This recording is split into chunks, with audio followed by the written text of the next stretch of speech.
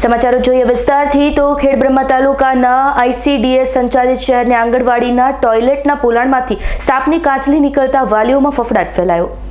ખેડબ્રહ્મા શહેરના વાસણા રોડ પર ફોરેસ્ટ કચેરીની બાજુમાં ઘટક 1ની આંગણવાડી નંબર 13 આવેલી છે।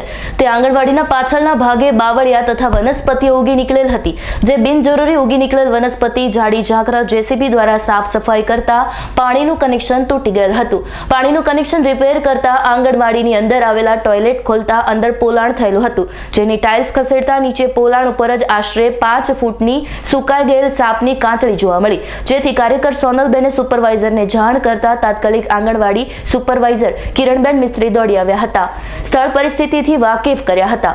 કિરણબેને જણાવ્યું કે આંગણવાડીમાં ટોયલેટ તૂટી ગયેલ છે, તેથી ટોયલેટ બંધ કરવા માટે કચેરીમાં જાણ પણ કરી દીધી છે। કાર્યકર સોનલબેન ચૌહાણે જણાવેલ કે આશરે 12 માસ પહેલા પણ સાપની કાંચળી નીકળી હતી, તે સમયે પણ કચેરીમાં ફોટો સાથે લેખિત જાણ કરી હતી અને બીજી વાર પણ આ જ પરિસ્થિતિ થતા હવે બાળકોને કઈ રીતે બેસાડવા તેવો પ્રશ્ન ઉપસ્થિત થયો છે। બાળકના વાલી મુકેશ પ્રજાપતિએ જણાવ્યું કે આ કાચળી જોતા સાપ જેવો તેવો નથી, જેથી સાપ ઝેરી હોઈ શકે છે। સમગ્રની ઘટનાની જાણ તાલુકા પંચાયત કચેરીમાં કરવામાં આવી છે। તો શું આ આંગણવાડીની અંદર આવેલ ટોયલેટ અને બહારનો ઓટલો રિપેર થશે કે પછી પરંપરાગત રીતે આંગણવાડીનું મકાન ભાડે લેવાશે તે જોવું રહ્યું।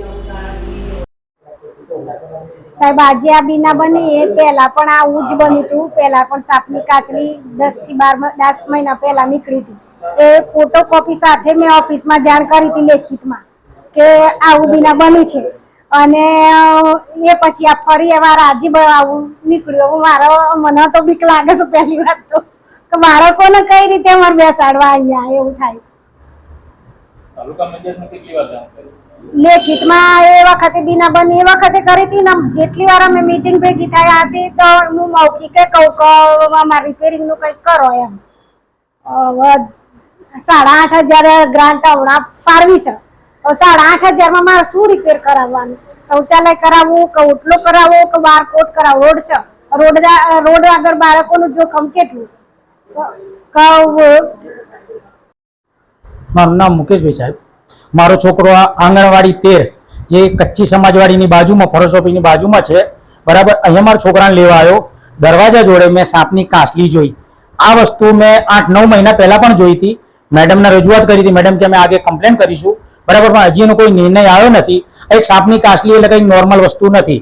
આ નાગ જે અહીંયા આપણે ઇન્ડિયા લેવલમાં ઝેરીમાં ઝેરી સાપ છે, અહીંયા નાના ફૂલકાઓ જે કલાક 2 કલાક 3 કલાક ટાઈમ પસાર કરતા હોય, આ નાગ એમને કરડી જાય તો આ કોની જવાબદારી? બસ એટલું જાણવું છે, મારે બીજું કોઈ જાણવું નથી। મને જાણ કરવામાં આવી એટલે હું સ્થળ તપાસમાં આવી અને શૌચાલય અમે બંધ કરાવી દીધેલું છે, લોક મરાવી દીધું છે, ઉપયોગમાં લેવાયેલ નથી એવું અમે લેખિતમાં પણ ઓફિસમાં આપી દીધું છે રિપેરિંગ માટે। આપી દીધું, અમે ફરીથી પાછું આજે ફરીથી આપી દઈએ છીએ। Bureau report S9 news Khedbrahma.